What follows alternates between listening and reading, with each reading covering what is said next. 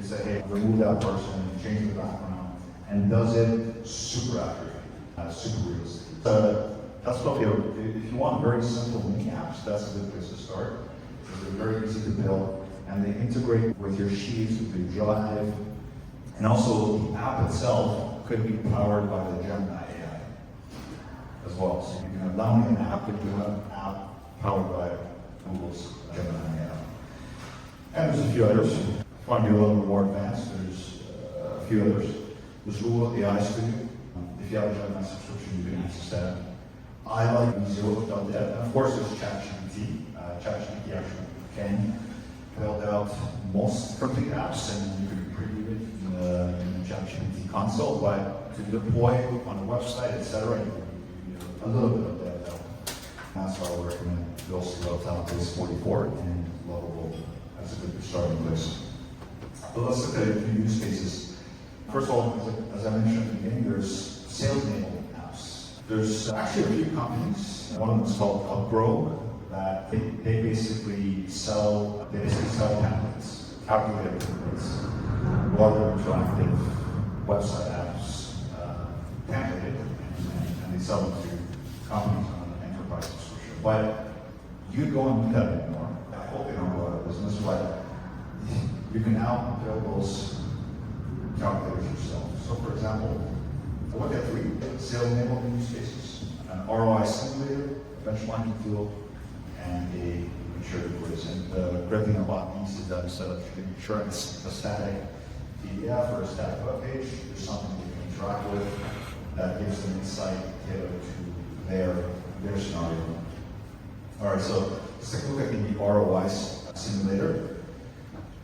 The prompts can be very basic. You can get very advanced with the prompts. You can do like a 5-page spec doc of the exact app that you want to build. But even with a very simple prompt, it's just specifying a few requirements, a few specifications, you can get a complete app with these tools. I use base 44, which is one of the ones that I mentioned, to build this. Yeah, build it. As you can see here, I just put that prompt in. It got to work, and we built it within about 2 minutes. I'm going to give you a lot of example.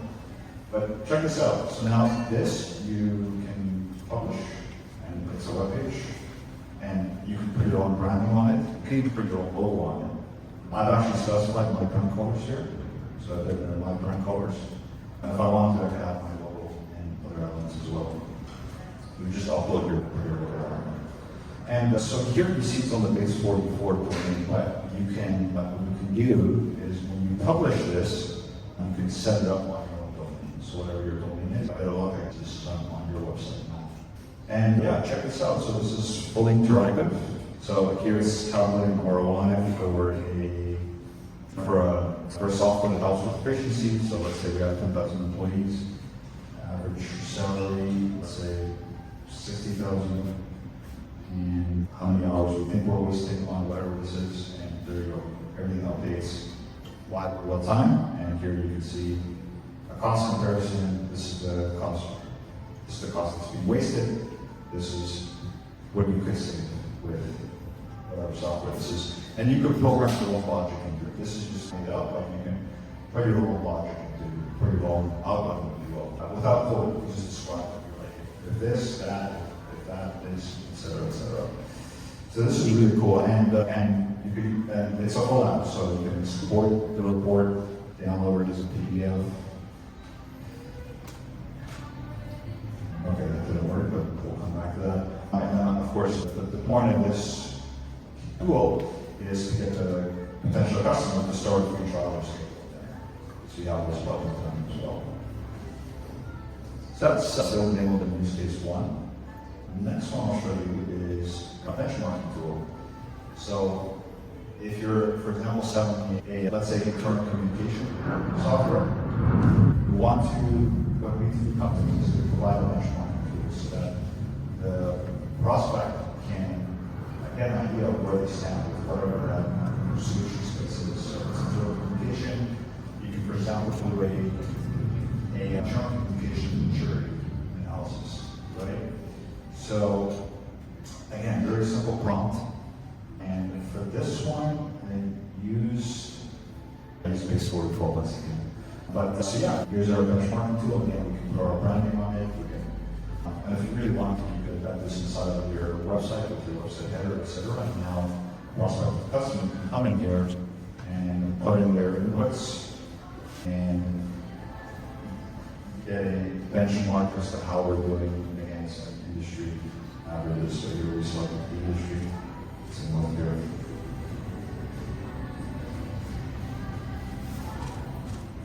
And there we go. Produces a nice interactive benchmark analysis. Right, so this is really great for some work. The next one I'll share is a maturity quiz. Right, so this is very similar.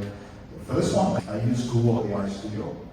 Just because what I like about Google AI Studio is that it integrates with Sheets, it integrates with all of Google's apps, Gmail, Drive, etc. And whatever app you build, again, you can have Gemini inside of this. You can build your own app that can generate images, you can generate video, you can generate sound, you can generate music, you can generate text, whatever you need. That's what I like about Google AI Studio. But here, again, a very simple prompt. I got to work, and I got it done, and if I want to see this full screen, this is what it looks like. So this is a go-to-market maturity assessment. Similar to what we just saw, it's a benchmark. So it's basically a questionnaire, which will produce a report at the end. So those are 3 sales enablement use cases. Next one I'll share is cleaning up your CRM data as a huge hassle. How many people have that to clean up, like really bad, dirty CRM data? Yeah, all of us, and it's not fun. This is a really good use case for AI.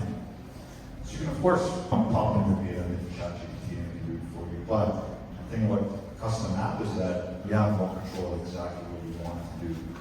So in this case, I used B0. This is also a very good one. And I already uploaded the data, right? Already uploaded the data and identified which titles are missing, the issues with their email address, personal email, yada, yada, yada. And then here suggested the ones that I was able to fix, with the confidence score as well. Right? Export this, you just download this data, put it back into your CRM. You could also connect these to your actual CRM, to your HubSpot, for example. Over here I have another example where I'm able to actually connect to my HubSpot. So that's a bit more technical. You have to get an API key from HubSpot, pop that in, and now this app can go into your HubSpot and clean things up instead of you having to work and sort. So that's a very good use case. I actually used this at my work at Calgary Real Estate recently. And so yeah, kind of this first day at Power Brokerage. And the problem we have is that we have 2 customers. That means we have the consumers, buyers, sellers, and we have agents. We want agents to join our brokerage. That's how the brokerage grows. But in the database, there was no differentiation between the 2. Normally, to do this, you would probably have to go through, like if you were to do this manually, you'd have to go through all 10,000 records one by one and check if they're a realtor. But I use ChatGPT to build this app. It's a little bit more technical because this one's a bit more advanced, but it's just a good example of how far you can go. So basically what this does is, so I upload my CSV. The first thing it does is it checks to see if the name is a real name. And because it's an enablement, it knows every name in any language, right? So first, find out if it's a real name. If it's a real name, go to realtor.ca and see if that name has a profile. Because if they have a profile on realtor.ca, then we know they're registered real estate agent. So every registered real estate agent has a profile on realtor.ca. The problem is you can't scrape out of some of these websites. So realtor.ca, they have anti-bot tools on the website, so you can't scrape them.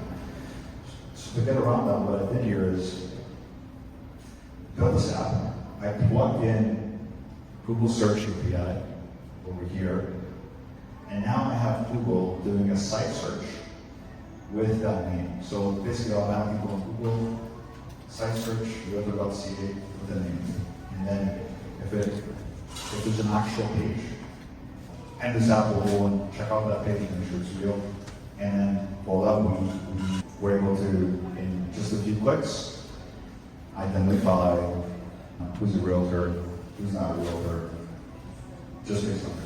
I'm not 100% sure because it could be that there might be 2 data governments in Canada and in Canadian real estate, we don't know, but that's where you have to do a bit of manual work, but check this out. It confirmed that my name is the real name, and then that it was able to find a profile for this realtor on realtor.ca. There it is. So yeah, this was a very powerful use case for me recently because thinking up 10,000 records manually is just not feasible. So this is a really good one. And finally, bringing my time here, you can quickly go on custom wrap marketing dashboards. So if you're using a CRM like Salesforce or HubSpot, they have dashboards, but you can't always configure them just the way you want. But now, you can build your own interactive dashboard on the fly. We're using one of these tools with very simple prompts. I've asked this to be able to connect to HubSpot via the API or set the CSV file and a few other requirements. And again, my brand colors. And which one did we use for this? We used Lovable for this one. This is one of the topics that I recommended. So here's a dashboard that's a marketing budget simulator, right? So you can see it's very interactive. Let's say I do 50,000 my entire marketing budget in advance.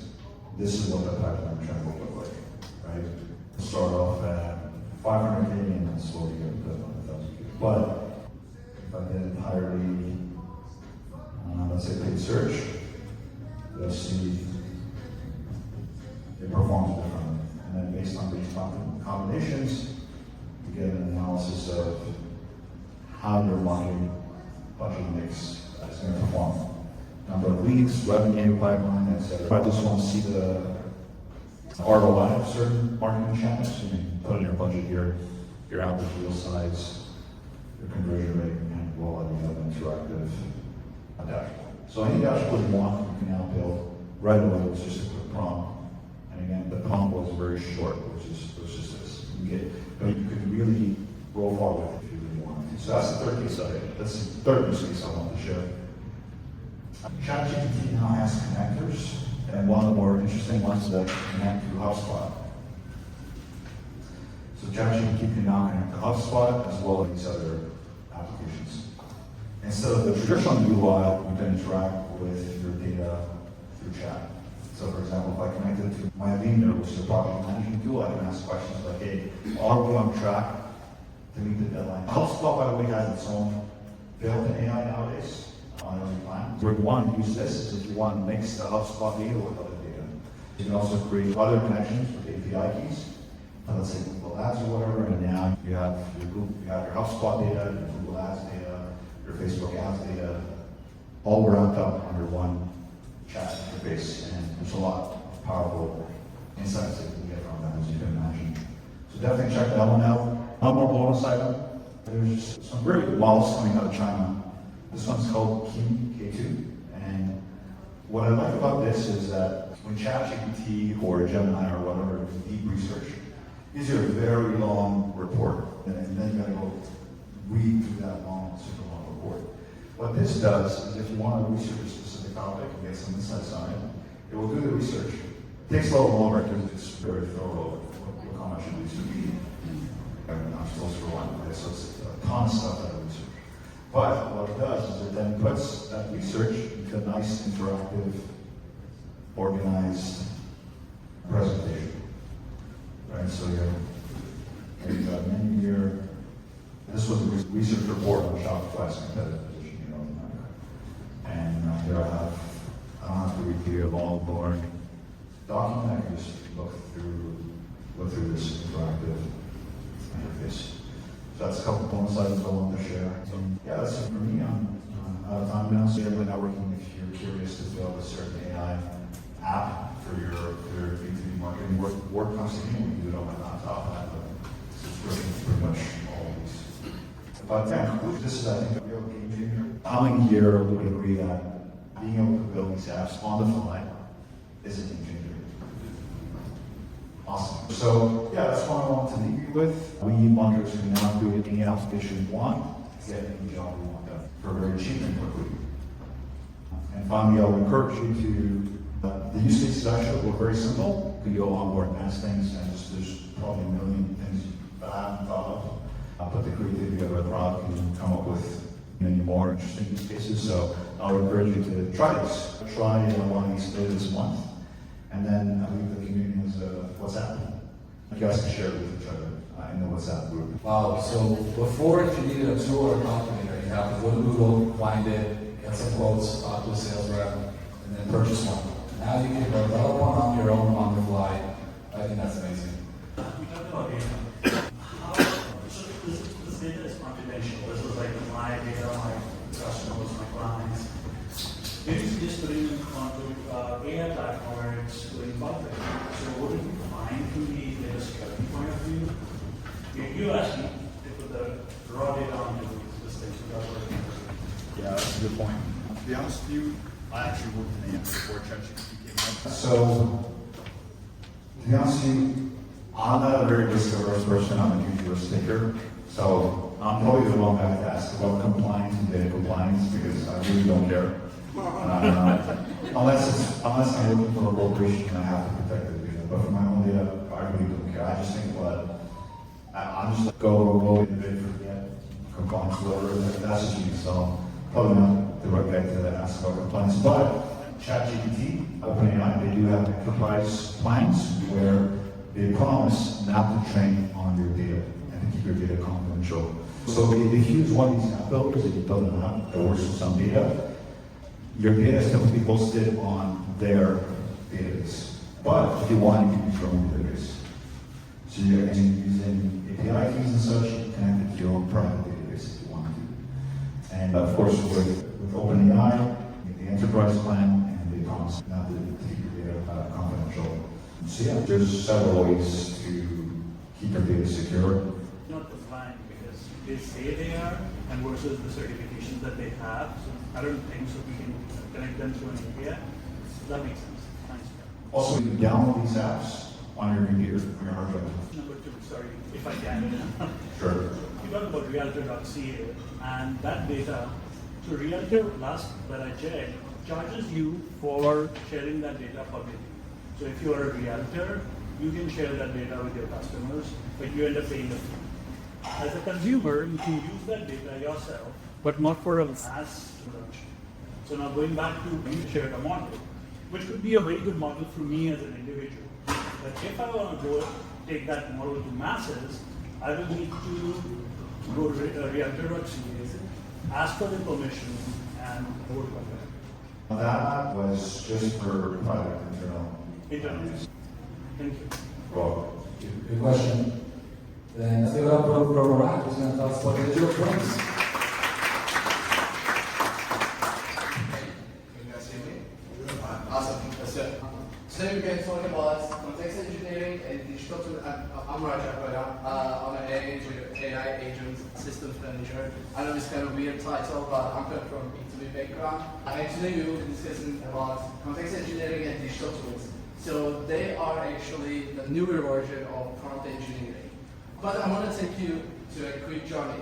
You might find this scenario very futuristic or maybe dystopian, but usually 2 years, 3 years, this will be possible and we will be talking about these agents. So John, the CEO, wakes up and then is set up the research agent, sends this notification. Identify the emerging opportunities and this is the analysis report. Or the Marcus, the CSO, the digital twin of the team, of the company, sends the draft campaign, writer agent sends all this information, and the digital twin of John said, okay, I found these discrepancies, we need to work on these details, and this is possible. So when we think about it, actually today we are able to build these agents because we have very powerful reasoning models, their costs are going down. The only problem is we still don't know how to connect, how to collaborate these agents all together.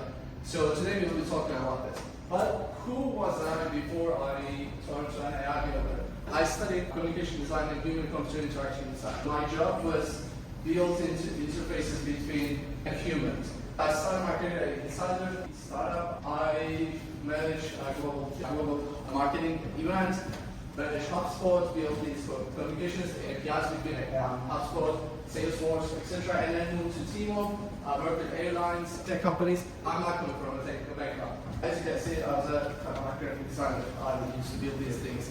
But in 2023, I moved to Canada. And after a month, I was told like GPT launch, end of 2022. I became obsessed because I didn't know how to speak English, but for the first time in my life, I was able to communicate with that machine and develop my skills. But also, what I noticed is, for the first time in my life again, I was able to build my ideas. During those times, ChatGPT had a limit. Every 4 hours, you had a limit. You had to wait for an hour. Back in 2023, we were building these AI agents. They were horrible. Software engineers said, you are not a software engineer, your code is horrible. Marketers said, these blogs or like these ebooks written by ChatGPT, they're horrible, I'm not going to publish. But what we were trying to explain is the acceleration of these models is very fast. So that's why we knew that in very near future, building these agents were possible. Recently, I built the SDR. I'm just a builder and building stuff with groups. But first of all, what is context engineering? So, Toby, CEO of Shopify, 2 months ago, shared this tweet. And he said, I would like to terms context engineering or prompt engineering because it describes the core skills better. So when we look at the trends, what we're seeing is prompt engineering is already key. But prompt engineering is actually a very small component of context engineering. So if you want to build digital twins, these agents, yes, we still need prompt engineering, but in 2 months, 3 months, you will be hearing about context management, context engineering courses, context management tools, and ebooks, etc. But why do we need context management? Why we don't just using prompts? The reason is agents that use right information, right tools in the right format at the right time are way better than complex tools, complex prompts, pipelines. And I'm passing it. So I'm going to show some research papers. I know it's a lecture like that. I'm going to be showing my frameworks as well. Oops. This is a prompt structure from Anthropic. I would highly suggest to use this. So what we're saying is we always start with our task and then go with the tone, background data, detailed task description, examples, conversation history, immediate task, and thinking steps. But the problem is, tokens in, tokens out, which means we always say trash in, trash out. If you're not providing enough content, if you're not providing correct information to AI models, you will just get general information. And that's why we're not seeing enough return on the investment from these AI investments. So this is a very recent research from MIT, which is real. But I'm really showing 4 different reasons. One, why we're not seeing enough return from our AI marketing applications. Because the generic content, I know that I'm sure that you have noticed some like prompt packages or writers, and usually people say, okay, act like a B2B CMO or like act like a content writer and do my strategy. But if you use the same prompts with millions of other marketers, the output is just the same. So that's why this is one of the problems.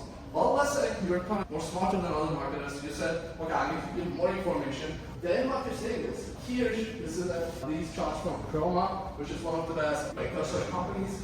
So when you start providing more information to these AI tools, we call this context block. So AI models, large language models, work with mechanism. They usually focus on the first part of the prompt and the end of the prompt. The middle parts usually are not focused. So what we're saying is, if you start providing more information, yes, still you're getting output, but the output quality is degrading rapidly. So you need to create more vertical focus, more focused agents and applications. The third one is energy problem. So you need to, every conversation, whenever you start GPT or Cloud or Gemini, you need to start building your prompts again, these drafts again, which is time consuming, and you expect to get the same output again, which is not required. And that's what we're talking about. AI cycles. When these AI companies build their AI models, their only focus, their only KPI is to increase engagement with the user and satisfy user. The main thing to satisfy the user is praise them. So whenever you say, oh, what about my company? What about my idea? Oh, this is great. It's the best something I do the best. But here, for example, I created more marketing, and in the break we have problem section. And here, in that section, the agency describes the problem. I said, I think the problem section is not correct because we have an excellent product. Normally, normal AI model said, actually, you're right, they're very superior product. Like, we need to change that problem section. But when we create these context management tools, when we provide enough information, my chief strategy officer AI team saying that just calm down. The problem section is not judgment of your quality of your product. And you need to focus on how you can improve the script, improve the quality, which what we expect from the chief strategy officer. One of the things that marketers usually there's AI workflows and AI digital twins or agents. So workflows, usually people call workflows AI agents. However, workflows are linear automations. If you say, as an AI agent, you need to first do this and then do that and then do that, it doesn't have any decision mechanism. So they're not workflows. To build the agents, we need to build tools, they need to use different tools, they have to make their own decision makings, and over time they need to improve. For example, you create a content advisor, or you create a chief strategy officer, chief marketing officer, and you guys start sharing blogs on social media. And the CEO of the company said, actually, guys, you're not using our product information. So what we need to do, we need to add the information into our knowledge base, and the agent, next time when it writes this blog, it says, okay, I had the wrong information, I made a mistake, now I'm not going to do the same thing. So yeah, context management makes it possible. So let's talk about what really matters. Instead of dumping all our graph of documents into one prompt, or writing like novel like instructions, getting sort of ecosystem results, we need to create document systems, document information systems. I know it sounds very boring. We're talking about AGI, ASI, but now we're talking about creating Google Docs and creating Google Drives. But the reason is, if you start creating these systematic frameworks, they start working like our team members. So I will be showing some examples as well. But here what we're saying is, we have usually provided query and also prompt. Let's say this is a chief strategy officer, and it has short memory, long-term memory, short-term memory. It's using the company knowledge, company information, and using other tools like connects on HubSpot, connects to Salesforce, SEMrush, and creates these outputs. But as marketers, what are some frameworks? How we can create these documentations for AI agents to use, and they can build these, they can get better. So the first thing is a foundation page. I will be showing my frameworks, but firstly, you need to literally open your Google Doc. What is our most important guidelines? Instead of just writing the rules, you need to add examples, reasonings, what worked, what didn't work, audience personas, competitive landscapes. These are just some examples, but like campaign memory, just meet with your team, test out, we have a strategy about what is working. And instead of writing them into prompt, just create Google Docs and explain all these details. The other thing is intelligence. So we're not only using static documents, but also now with MCPs and APIs. I know these might sound very technical terms, but like MCPs are very easy to connect different tools like HubSpot to ChatGPT and ChatGPT to your Google Drive. Now agents are able to collect this information on the go. And the last part of this, AI work is not suggesting you to create just one agent that is capable of doing everything. So instead of creating just one marketing agent, we need to create multiple tasks and multiple agents, like content writers, researchers, strategists. The reason is, this is very interesting. 2-3 months ago, in Tropic, which is a leading competitor of this research paper. So Cloudopus is very expensive, very powerful model. On the other hand, Cluster is great for smaller models. But what they're finding is, if you create vertically focused systems, they're 90% outperforming bigger models. Here, so let's say you want to create digital twin of you or your team members, or your strategist or your CEO. I'm going to show you 2 different examples. One of them is internal, one of them is external. We need to define all these details. So let's say I'm the chief marketing officer. What are my goals, my strategic fears, execution fears, my past experiences, my wins, my misses, and then we need to get all those frameworks, all those insights, so we can replicate with an AI agent with a digital twin. Or what you can do, you can literally create, let's say you're targeting chief financial officers of fintech companies. So you can go to Clay or any other, what was that? Enrichment. Thank you. That's an enrichment tool. Get hundreds example, and then ask ChatGPT to create 1 or 2 examples of these frameworks, and then they will create hundreds of them. So if you upload it to your research, to your context manager, when these agents create, let's say, ad content or any copywriting content or any strategy, they will have more information and their reasoning will be even more detailed. So this is the framework to create this context management for your team, for your company, or for yourself. So what we say is, we always start with metadata. So we describe this tool, and then we have document templates. We need to lead time. So we create strategies, sheet templates, Google Slides, or brand intelligence. We need to give as much as possible. Audience personas, competitive landscapes, also campaign memory. As I said, like we need to provide what's working, what's not working, strategic context. These are some of the examples. Then digital twin prompts, content logs. So this is actually interesting. When we build these SaaS tools, what I'm focusing on is human to agent or human to human interaction. However, in 6 months, in 1 year, in the very near future, we will be talking about agent communications. That's why we, as marketing leaders, you need to start your day with a report from your agents. They say, okay, I send these messages, these are the briefs that you need to approve, or these are the reviews, these are approved, all these details from the agents. Other thing is, you guys can take a photo of this. So this is a complex engineering tactics from LangChain. I know it's still very engineering focused, but if you focus on that, it's basically summarizing, pruning, or like distilling data. So what you can do, you can download your SEMrush data, SEMrush information, or Google Ads information, previous data, or your brand identity details, sales related data, and then use different state projects or cloud projects. Find the insights. Instead of providing the entire document, just provide the important parts to your context management. When we create marketing agents, usually we create them, we see some results, we let them work, or we stop. If they're not performing well, we just stop them.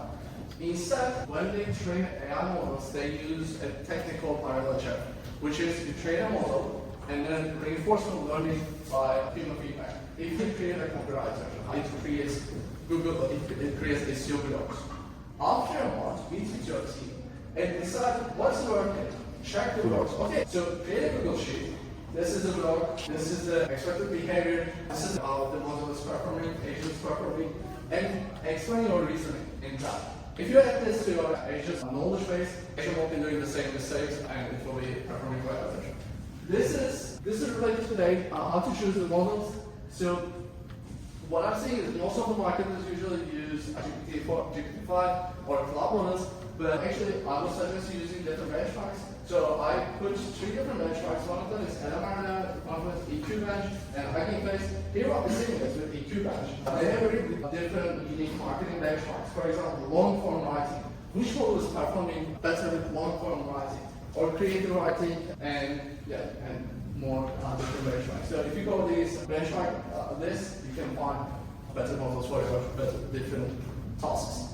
So basically, we create digital twins of strategic leaders or marketing experts. They can accelerate their brief creation, strategy creation processes. And we connect them with the different tools, with their knowledge bases, and they're able to create better briefs and better marketing strategies. How we do this? First of all, we start with AI interviews. We created 3 for the interview agents, and you literally go to Google Meet. They interview you, try to extract information from you, and create your personal profile.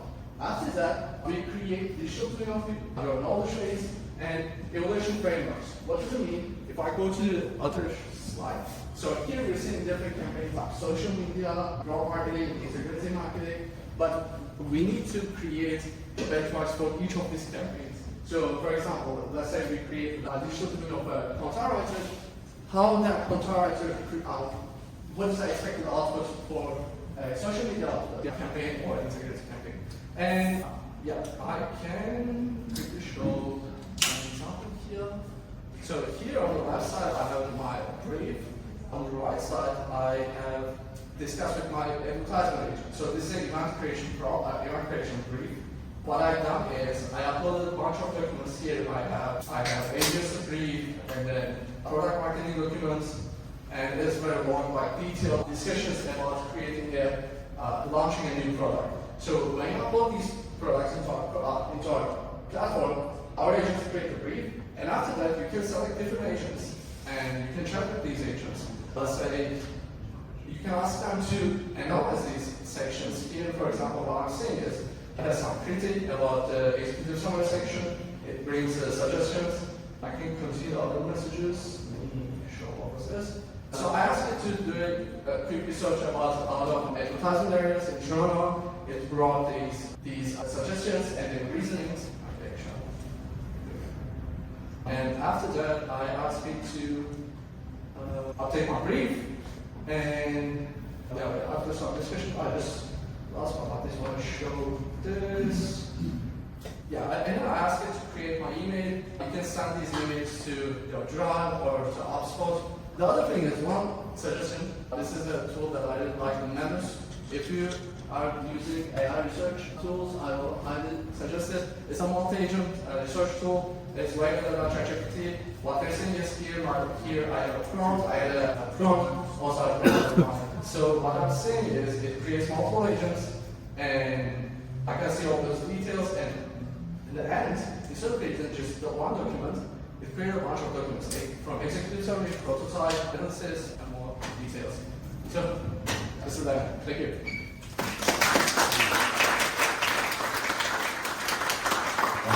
That was a lot of knowledge. Thank you, Ryan. I highly recommend following him on X and LinkedIn. He's always posting his research, and his story is very inspiring. Thank you for having me.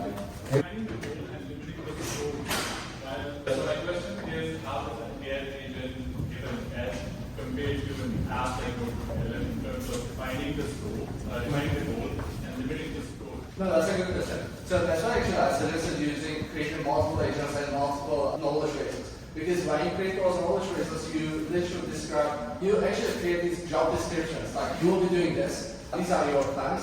So let's say you create a copyright agent. It needs to create one blog every week. So it says every Monday, it says, okay, I need to create a blog. But to create a blog, I need to reach out to my SEO agent. It uses the tool, it creates those daily plans. Like, you can decide these daily plans, or I want it to create, hourly plans. You can create these loops. Also, we call this human in the loop. You can approve them. After this reasoning, after that creation, they can send you a Slack message. You can check that. You can approve them or give feedbacks. But it's basically from things. So basically, I think grades and complex. Thank you. And we have one more here. Thank you for your presentation. So, just a clarifying question.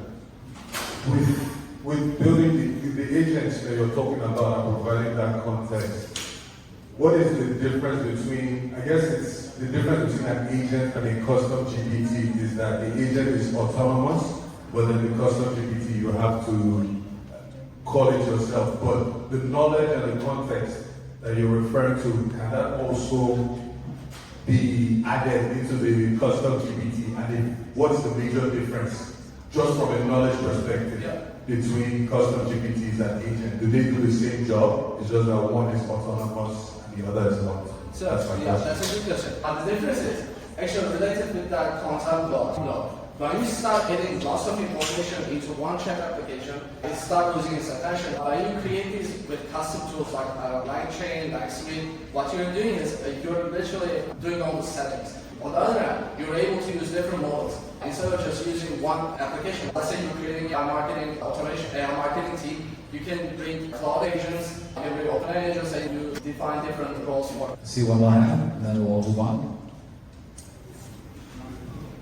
Also, not a system tools or a system like LangChain that you recommend when you're building out AI agents. Yeah, so OpenAI SDK is they're working on lots of different packages for, I would suggest OpenAI SDK, but the problem is SDK, you literally have to use OpenAI. I usually use LangChain, but creating your own frameworks also is not very hard. Instead of using frameworks like CrewAI or other open source frameworks, you can just basically use Cursor or Global and create their own frameworks.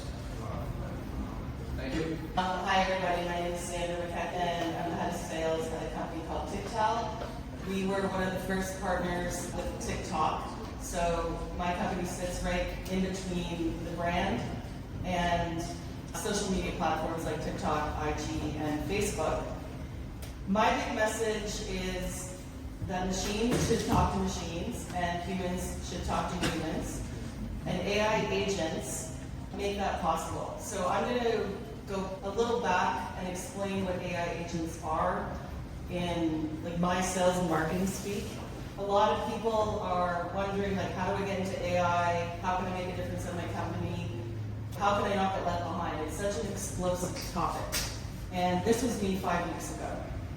So 5 weeks ago, I saw something come across my LinkedIn, and I applied to be in a boot camp put on by a company called Mind Studio. Mind Studio was run by Dimitri Shapiro, who was the CTO at MySpace, and he ran Google product for 4.5 years. So this guy knows what he's doing in this space. There were 15,000 applicants, and 400 people accepted into cohort 1, and I was extremely lucky to get accepted into cohort 1. So in the last 4 weeks, I built about 45 agents, and to say it's changed the entire trajectory of my life and also my career. I'm not being dramatic in sales, but it's just amazing. So I can't wait to show you.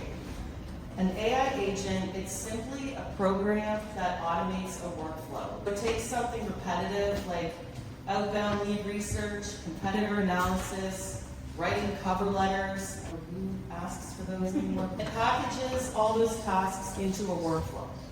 So with one click, the agent runs the process and delivers the output that you've told it to do. It's really that simple. The real complexity of the agent lies behind the simplicity of pressing a button. And agents aren't here to replace us, they're not here to make us lazy. In my world, in sales and marketing, what these agents do is they free up my sales rep time to go out and talk to their clients, which is what we're paying them to do. Talk to your clients, bring in the money, everyone goes home happy. So machines, please talk to the machines, humans talk to humans. So I'm going to walk you through some of the agents that I built. At the core of every AI agent is a powerful model. So you've heard of ChatGPT from OpenAI, Claude Opus from Anthropic. That's the engine that makes all the automation possible within the agent. So take GPT-5, that's the model. It sits inside the agent, and that's the intelligence. And then you can have inputs like CRM, Slack, or your email. The agent then uses triggers.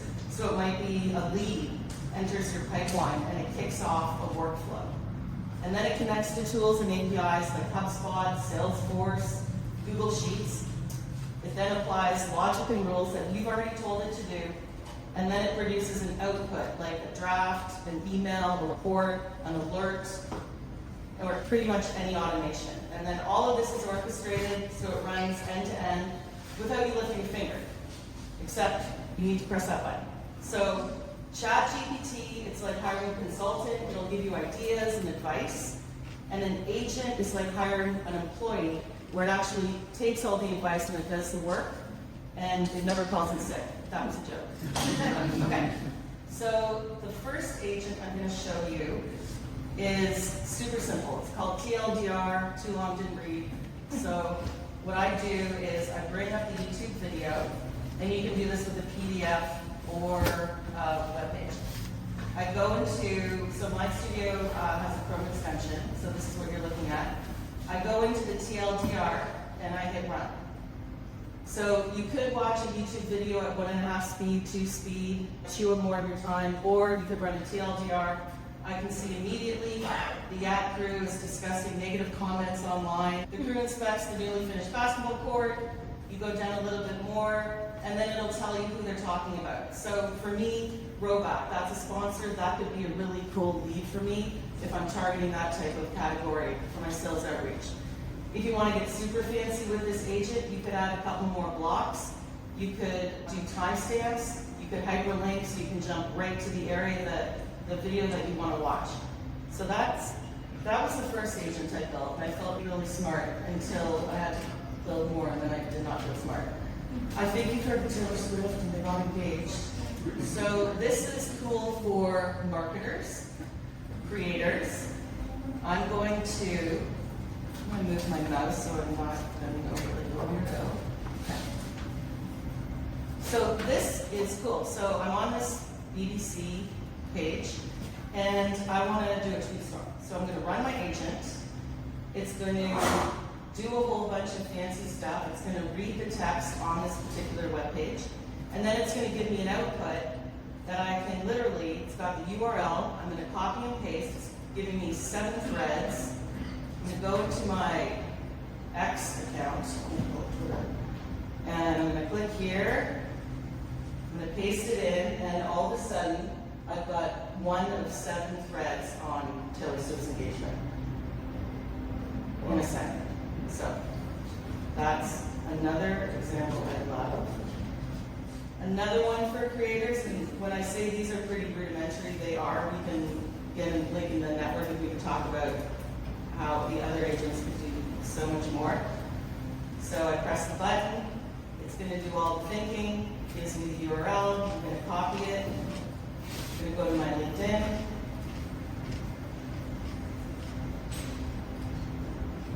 I'm going to paste it, and just like that, you've got a LinkedIn post.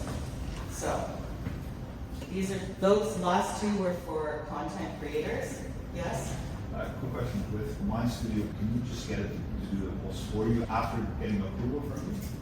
Okay, so it's a great question. We learned the hard way.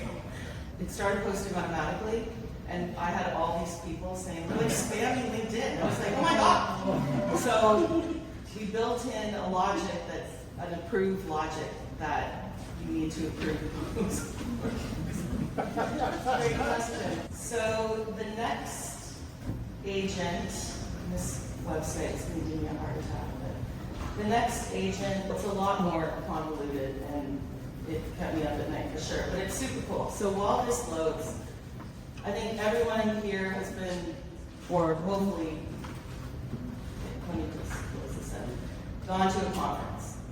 And some of my bosses have been like, we're going to pay $5,000 to send you to a conference. You need to make 55,000 15-minute meetings to justify being there.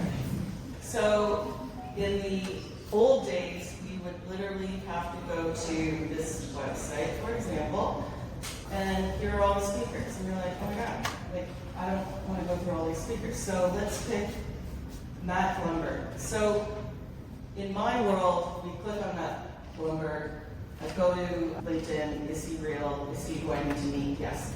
Is he in our CRM? No. I need to put him in our CRM. Do I have his email? No. I have to go to Apollo. Apollo doesn't work, Hunter.io. Then I go to ChatGPT and I say, rate Matt Blumberg, or Bloomberg, I apologize, Matt, some thoughtful email that's going to get me noticed and get him to book a meeting with me. He's at the AI conference and you input all this stuff. And before you know it, it's 15 minutes. There are 100 speakers on this page. And I already did the math. It's going to take you 3 working days to just do one 15-minute thing on each speaker. It's such a colossal waste of time. So, this agent is called the People Extractor. It's probably a horrible name. I don't care. And I'm going to run it. And while I run it, I'm going to show you, this is the Mind Studio, this is where I do my work. So it's got the main workflow. I'm going to go into the debugger. You can see it's running the agent. So it's going to take a little, and it failed. Of course it did, because tech, right? Anyway, in case it failed, I already have the output. Here's the output, it didn't fail. So what I told the agent to do was scrape that page, get all the people on the page, put it into a Google Sheet. You've got the name, the title, the company name, if they speak, they moderate. You've got cute little pictures. You can also pull an email. You can connect it to Hunter.io or Apollo. You can even tell it to write you a fancy email, and all of that in what, like seconds? So this is the future. This is super exciting. For me, now that I've been building agents for 4 weeks, I am driving my entire friend base nuts because I'm like, oh, we're getting such a life superior. The cheat mine. Should I take a 10? Do we do an RV? What? I can build a button for that.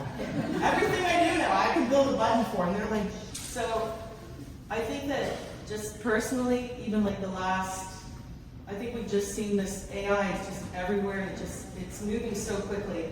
For me, I think it's really the biggest shift we've seen in tech since the rise of the internet. Like for real. The early 2000s, we had massive innovations, we had cloud computing, mobile apps, social platforms, like complete disruptions.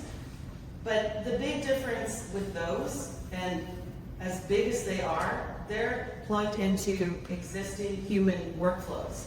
So they made us faster, they made us more connected and more efficient, but we were still the ones doing the work.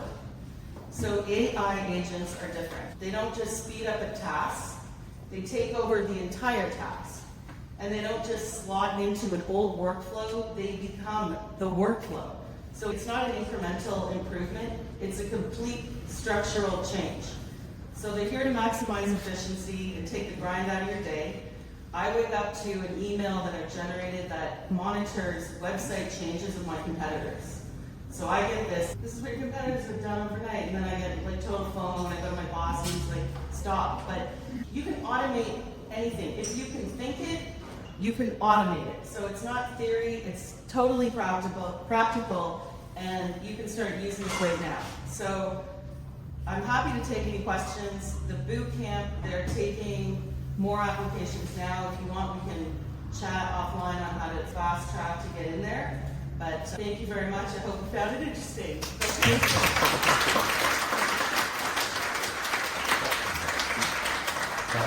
you, Sandra. That was awesome. Right? It shows that you can find any repetitive task using a no-code agent builder and be able to create an agent to automate that for you, saving you time so you can focus on other things.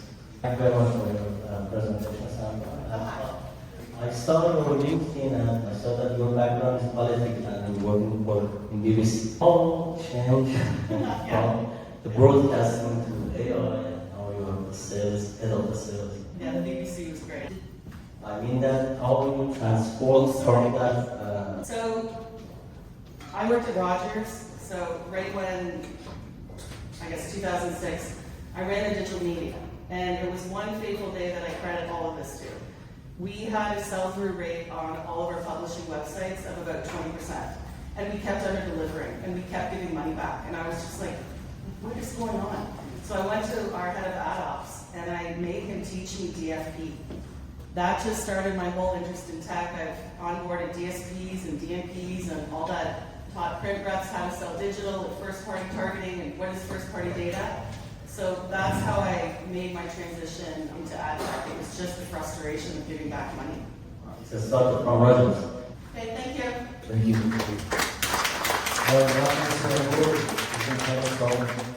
How AI can be used for a company's marketing?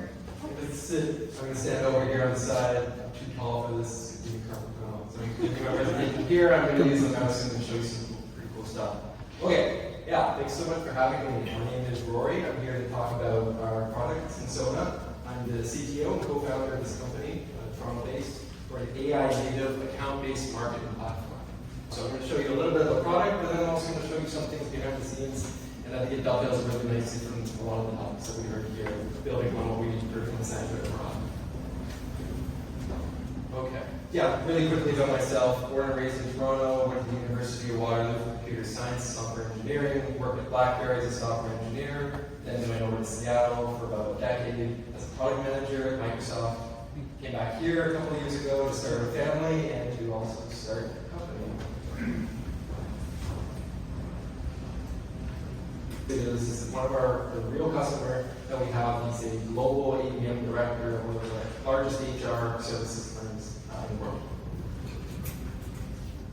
When it really clicked for me that AI though was the right path is early on at LHH we were looking at a financial services company that we wanted to target, and we went through this entire kind of standard marketing process where we did some initial research through like Sales Navigators and LinkedIn Talent Insights, using ChatGPT and some prompts there, and just bringing together a lot of different sources of information. We met with sales, we met with our content teams, we went out to develop and then create a specific one-to-one landing page around how we were going to be recruiting these next tech engineers, and after about 6 weeks, the whole process from the account research all the way through creation, we completely missed the boat. They no longer were hiring for that many roles, and more or less we put in a huge, not only time suck in terms of like how much resources it took there, but then also just from building a lot of different marketing materials that we could no longer go to market with. I think it was like a real like kind of game changer in my mind, where we needed to think, okay, how can we speed this up? How can we be almost monitoring or tracking some of these intense signals rather than and then how can we service it and then quickly create content so that it's not a 6-week delay process when we get some hot news piece that we're able to find through our prompting. So this is the same thing that we heard from hundreds of B2B marketers. It's the time to insight all the way to actually hitting the market with the content takes too long. So here's the AI opportunity, right? Let's talk really quickly about some of the strengths of LLMs and agents. The first thing I think I'll call out is the deep account research, and it's constantly hunting. I think that's the key here, right? It doesn't sleep, it doesn't get sick. It's something that's constantly looking for that needle in the haystack, and that's super important if you want an edge in the market.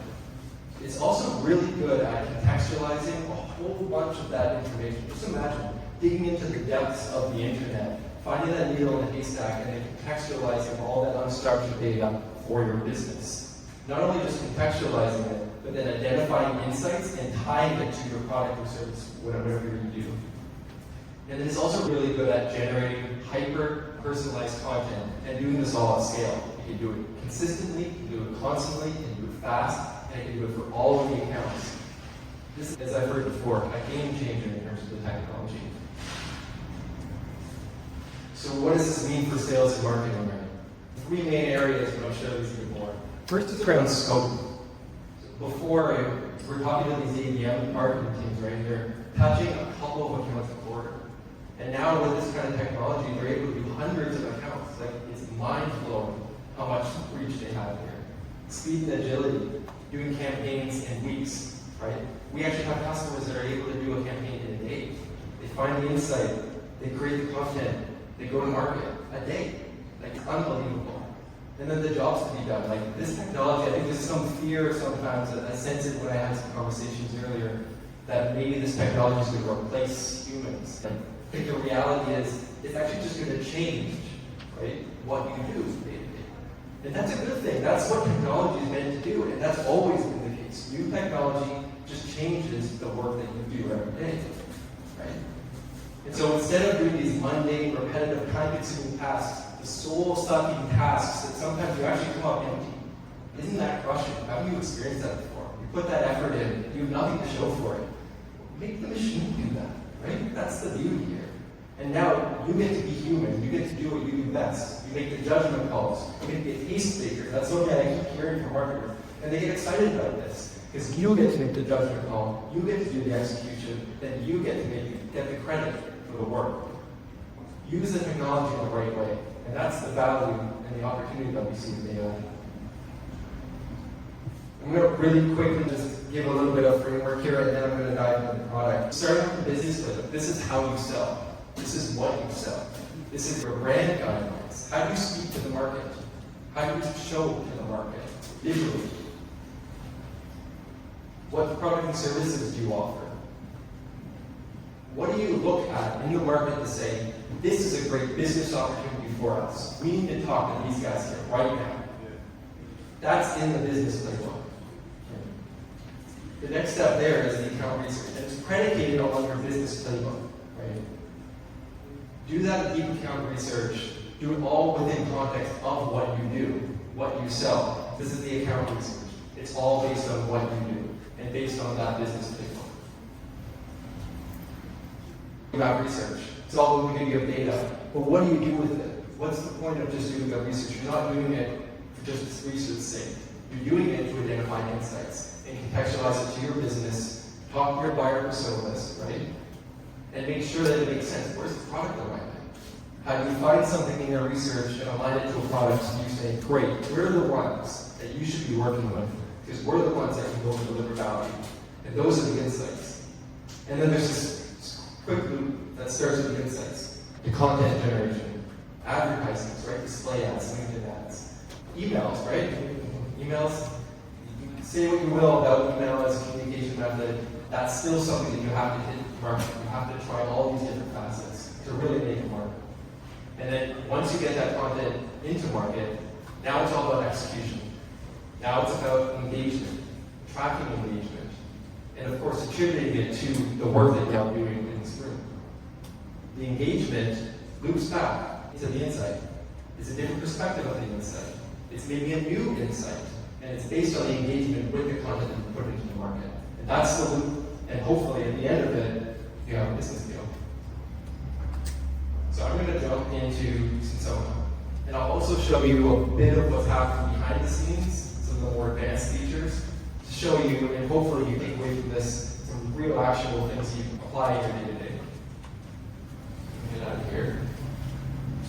Go over to Sensona. Okay. Just a bit of context. This is a demonstration of a fictional company that we created called CareerBees. And it's an HR services company. What does that mean? It means outplacement, it means career transition, it means recruitment, it means upskilling, right? Companies come to CareerBees to help them with all these endeavors. So let's start with that first box that we saw. Company playbook. The company playbook is distilled in Sensona, something we call the Knowledge Hub. So inside the Knowledge Hub, there's all the things that you would expect to see to make sure that the AI is grounded in reality. The problem with AI is that, as I heard Rob talk about, it just wants to please you. It wants to make you happy. It wants to tell you what you want to hear. But to actually use it in practice, in business, to get value, you have to constrain it. Otherwise, it's going to make up shit. It's just the reality of the technology. And so we use the Knowledge Hub as a foundation to say, don't make it up. We're going to try to be as unambiguous as possible and plug all the gaps. Because as soon as there's ambiguity in anything that you tell it, it's going to make it up. It's just a reality. And you've probably observed that today. So the more that you constrain the technology, the better your results will be. And it's all about consistency, right? You can run a prompt and go, wow, this is amazing. You can take that exact same prompt and run it again and go, what the hell is happening? And the problem there is that there's a bit of randomness involved. It's maybe made certain assumptions that it didn't make 10 minutes ago. And that's just the reality of the technology, so you need to constrain it. That's the key, constrain it.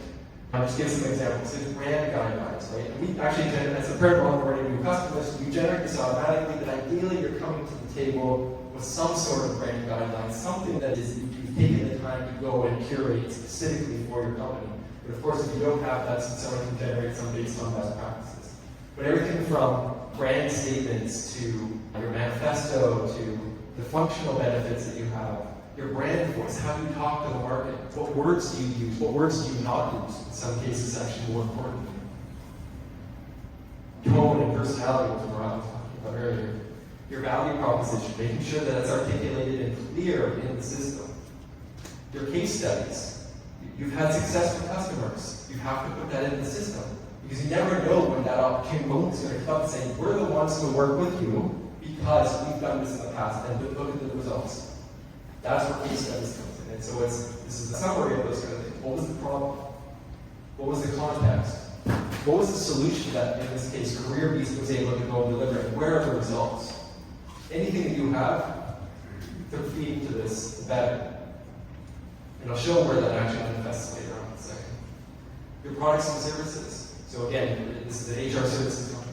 Career transition, mobility, we're looking at recruitment services, we're also looking at leadership and development, and the like. Again, ideally you have this when you're coming into the system, you already have this kind of mapped out. Also the intent signals. The intent signals is super, super important. These are the things that you look at in the market to say, here's the business opportunity. So for example, an announcement of an upcoming RTO, like return to office mandate. That's a great opportunity for us to start positioning our career transition mobility products. Or there's a new industry regulation resulted in talent or skill shortages. Here's where you can go and make sure you can upskill your existing employee base. recruitment services. Maybe there's a new office that's going to factory. That's the intent signal that you use to say, we can now use our recruitment services and talk to those guys about that. It's all about what do you say. And all of this is the underpinning for what I'm about to show you in a second. I think one other thing I just want to show you is it's not just text, right? I think it's also, you don't want AI just generating random images. I think the reality is it's not quite there yet. So you have to constrain it. How do you constrain it? You can provide it with templates. Here's a LinkedIn ad template that we just mocked up from this fictional company. Notice there's no copy there. First and so will come into play. And I also have a second template here just for illustrative purposes. You can also do that for HTML templates, landing pages that you'll send over to a potential customer that really articulates the value that you offer. You can also just specify what the HTML template is, and we'll use that. We'll replace all of the text, and we'll do it every single time consistently with all 4 of your accounts. Last thing I'll mention here is just buyer personas. It's going to come up in a second. Articulate who your buyer persona is. And if you don't have that clearly mapped out, again, we'll generate that for you based on best practices. So in this case, for CareerBees, HR business partner, learning development manager, and head of talent acquisition. Those are the 3 personas we define. What are their pain points? What are their success metrics? What are their motivations? I talked earlier about account research. So let's just talk about account research for a second. There's a whole bunch of, it's very interesting. So let's just say here we're in a campaign, and we selected a whole bunch of these companies, Adobe, Apple, Meta platforms. These are publicly traded companies by and large. This is still also works with smaller companies. We're playing with a lot of proprietary data sources in the back end as well to really get that interesting information. But the more information, the better, right? That's where this kind of technology really flourishes. And so let's just take a quick look at account research here. And here is a workflow that we've generated for CareerBees. And every time that we onboard a new customer, we make sure that these workflows are tailored to your company. One thing I want you to notice is the account research is not just a one and done. So the whole point is that something interesting can happen at any given time. And you need to stay on top of it. But how do you stay on top of it when you're responsible for hundreds of accounts? The reality is you can't without the technology. And the technology can allow you to do that. So it's not just running it once. It's maybe running it weekly, or monthly, or quarterly, or each half. Or even experimenting with some customers on daily. Constantly hunting for that needle in a haystack. The other thing I'll draw your attention to is down here in the steps.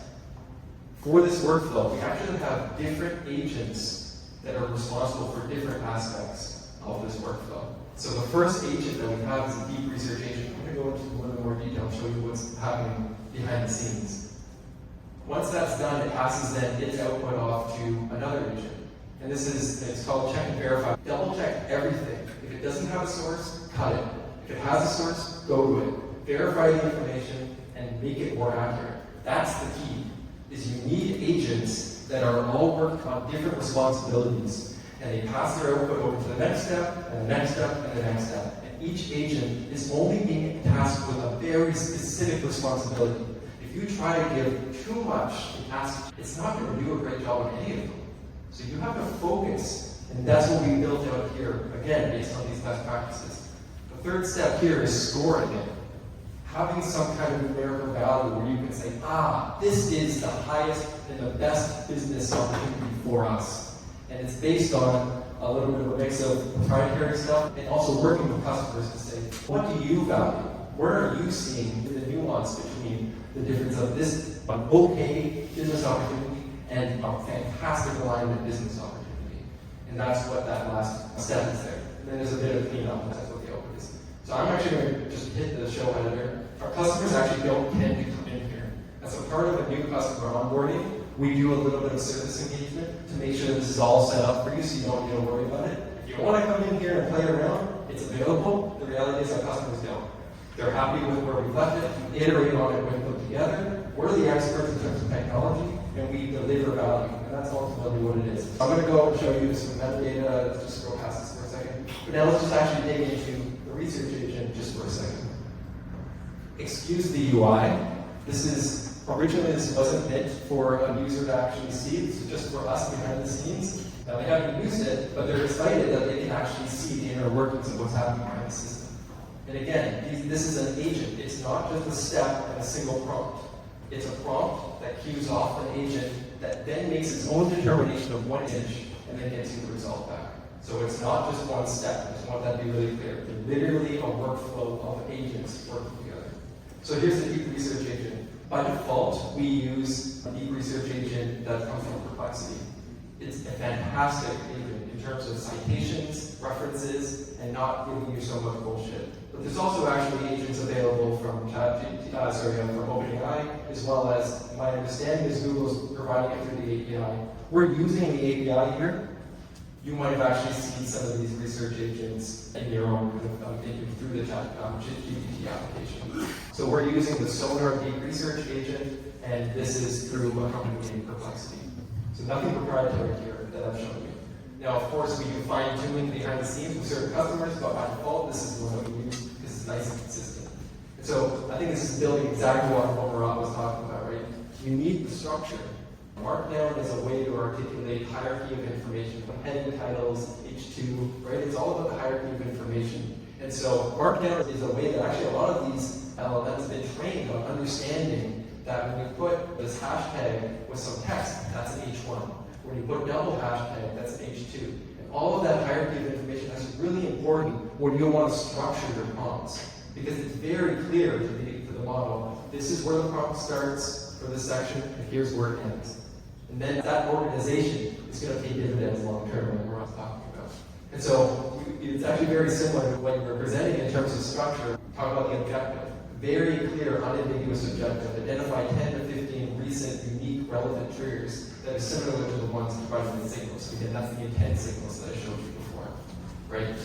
Each trigger should be as specific as possible and focus on one event, situation, and data point. Again, this is through iteration, this is through best practice, what actually delivers value to our customers, and we bake that into the product by default.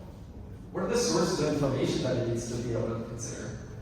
This is just a way for us to call into the knowledge hub, so you don't have to copy and paste all the information constantly. You make the change in the knowledge hub, and it instantly is reflected in all of the agents that you're running. One other thing that I've seen in Murat's example was around templates and around being very specific in terms of requirements. Because again, if you're ambiguous, it's going to make stuff up. The name of the game is consistency and reliability. You have to be as explicit as possible. Providing templates, super helpful, because it can follow templates. Providing examples is even better. If you have an example of what you say, man, this is great, provide the element with that example. It's really good at looking at that example, looking at what you've asked it to do, and go, I can do that again. Contextually, give you different information, but I can produce something very similar. And I think you'd be surprised. The consistency goes way up when you provide examples. Otherwise, it's just guessing. If you say, I'd like you to do this, and here's an example, a really good example of that, they go, I know exactly what I need to go and do. And that's actually the key. And again, best practices baked into the product. I think the last thing I'll call out is like, we're using the API, right? So it's a little bit more of a technical interface than maybe you might mostly be interacting with the chat layer. So we have other knobs that we get to play with, things like temperature, things like top speed. I'm not going to go into the nuance of that. There's a couple of these other kinds of settings that you just don't have access to through ChatGPT, but you do get access through the API, specifically so businesses can build around the models. ChatGPT, just to clarify, is an application built on the models. Sensona is an application built on top of the models. But we have access to not just Sonar Deep Research, we have 4.1, and we have 5, and we have 04, and we have Gemini in here, we have Claude in here. I think one thing I'll throw out here just before I forget, if you're writing for a copy to go to market, Claude by far the most kind of natural. Things are better than others, and the table that Murat shared is actually very great, because it really does break down depending on what you're trying to do. You should use a different model. And sometimes that can be cumbersome when you're using all the different services, but something like this in Sensona, it's just all in one list. And you can just click a button and you suddenly are talking to a different model. Okay, I want to go really quickly here. I already talked about bullshit agent, scoring criteria. I'm not going to go into much detail about that at this immediate moment. But again, the idea is you score the different, we call them triggers, those are the insights, those are the business opportunities. And then it provides you with that list. So we're going to just show you an example of some of this research. I'm going to flip over into the campaign here that we actually recorded and run this. And so I'm just going to show you an example of some of the triggers that it's found, just so you can wrap your head around it. So I deleted the ones that it had for Apple, but I'm just going to show you what it's like in set these stuff. So here's an Apple. It's identified 5 triggers. And this is the thing too, right? You don't want it to just tell you what you want to hear. If there's no good alignment, The system needs to tell you there's no good alignment. Don't force something if it's not there. And so here's 5 triggers that it's found. And I think I'm just going to draw your attention to a couple of different things. So in this particular case, Sona score is a 10 out of 10, right? Very recent, highly noteworthy, huge commitment. This is a lot of money. This is one of their biggest focuses, one of their biggest investments right now. 20,000 new hires. That's what's contextual to this fictional company, right? Perfect alignment, HR hiring surge. I just want to draw your attention to those because those numbers are going to come up in just a second. So again, the tastemaker. You get to come in and say, you know what, you might have ranked that a 10, but I don't believe that's the best opportunity. You might find something else you want to go do. I actually think that it is the best opportunity here, so I'm going to click on trigger 1, and it's going to go and set it. But I also have this shiny button saying, let Sensona decide. And so I'm just going to click that for the remainder, and it's going to set them for the remainder too. So now I have 3 triggers set for Apple. I can now go over to choosing a workflow. And these are the kind of things that I was enumerating before. LinkedIn ads. There's copy that goes with LinkedIn ads. I'm sure that you all know that as well. There's other text editors. Landing pages, these bespoke landing pages. Display ads. White papers, personalized white papers. Not just your generic white paper, not just your industry white paper. How can you speak to the customer explicitly and use the trigger that we just found as the underpinning for the whole thing? And then, of course, sales and marketing email sequences. So let me just show you a couple of these examples really quickly. So here I am. I've just expanded the one that we've output for trigger 1 and LinkedIn ads. And here's Apple here. So we'll open up this one. Right?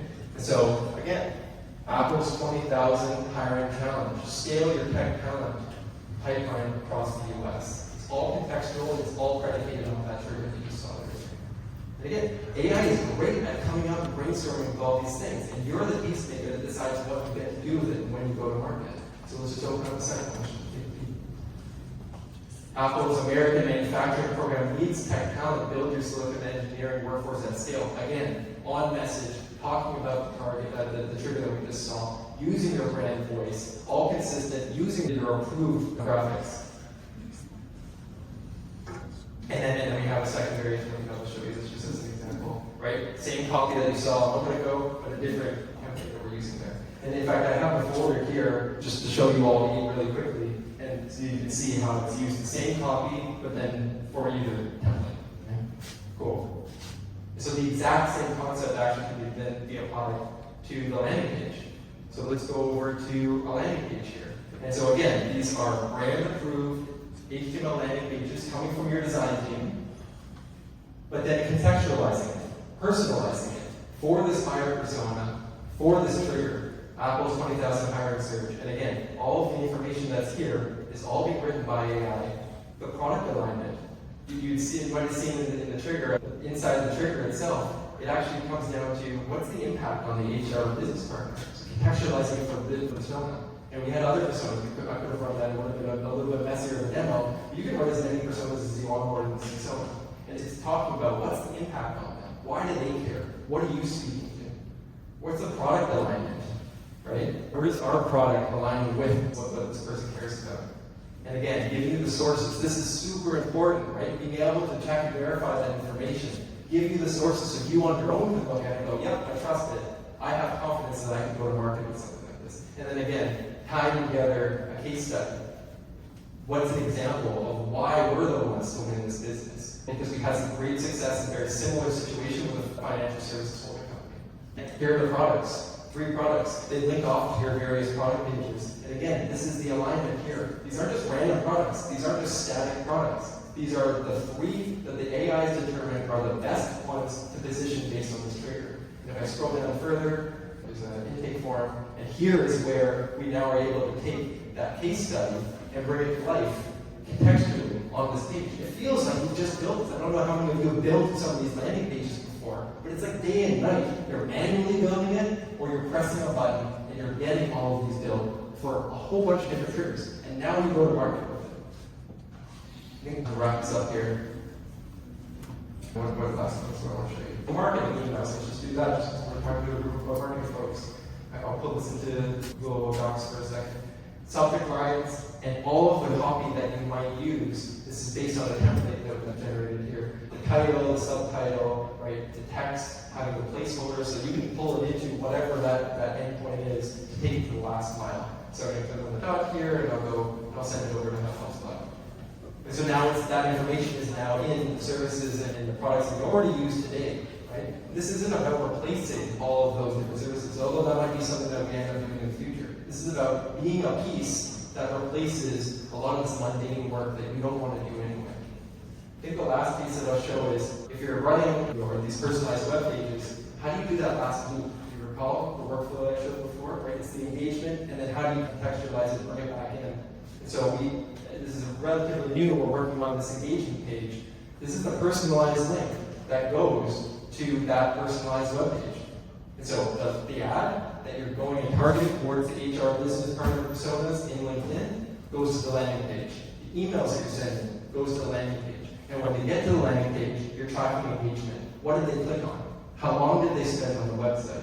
It's about pulling that all together. Oh, they got hold of the case study. Maybe we can talk to them a little bit more about that. Something resonated with them about that financial services. That's how you close the loop. That's how you have a new perspective and you continue to have something cool to say to them. That's all about their engagement. And I think that's where I'm going to leave the demo. I'm going to pull this right in here because I want to show the real world results. And it's pretty incredible, to be honest with you. This even surprised us, to be honest. And this is a massive company, right? Taking a bet on this tiny startup, and their engagement through the roof. Their click-through rate doubled.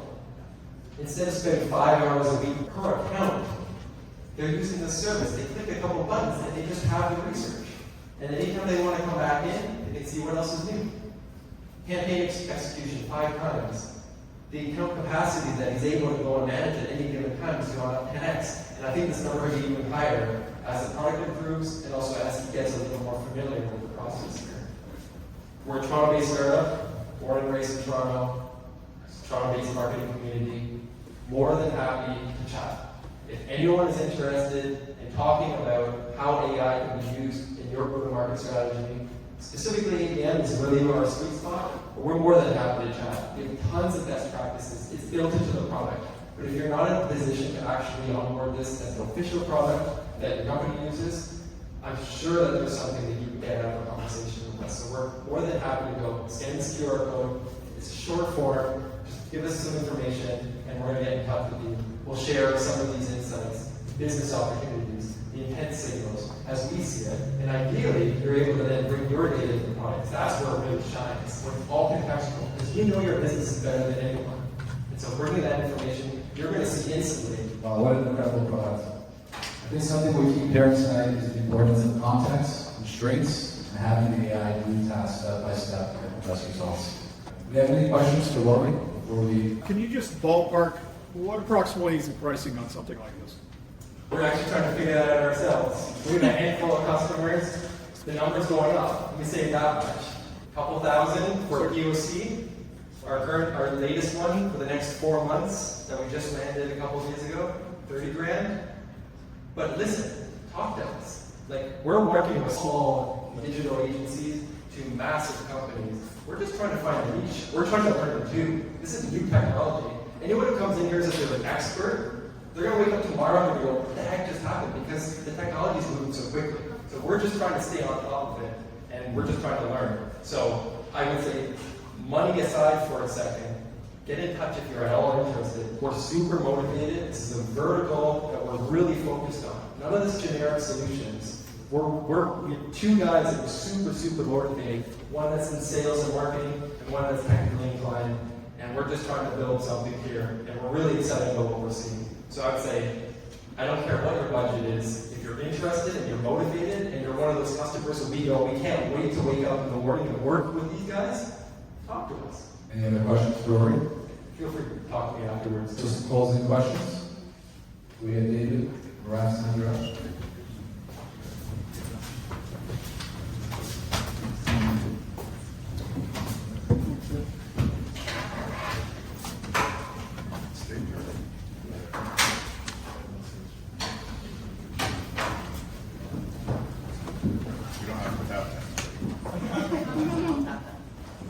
No surprise performance. All right, well, thank you all again. Let's give them a round of applause. One more time.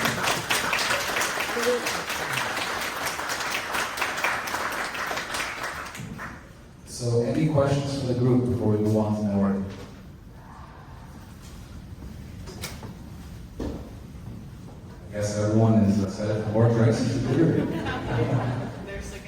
Then perhaps maybe any closing words for the audience.